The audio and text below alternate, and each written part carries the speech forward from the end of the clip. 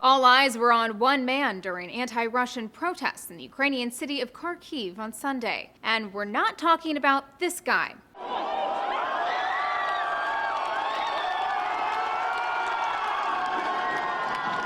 This was the scene as protesters toppled a massive statue of Soviet leader Vladimir Lenin. After the protesters sawed off his legs and pulled him down, the crowd rushed to grab pieces of the 26-foot-tall monument, one of the only such monuments left standing in Ukraine. Since February, when the country's pro-Russian president was ousted from power, over 150 Lenin statues have been toppled in different parts of Ukraine. The Lenin statues represent different things to different people. For some, they evoke a time of stability and Soviet tradition. But for the Ukrainian nationalists yanking them down, the Lenin statues represent an era of repressive government. For the past 6 months, pro-Russian separatists have been battling the Ukrainian government in the eastern part of the country. Kharkiv has stayed relatively out of the fray, short of some protests. So the fact that Kharkiv, a primarily Russian-speaking region, just tore down a Lenin statue is significant.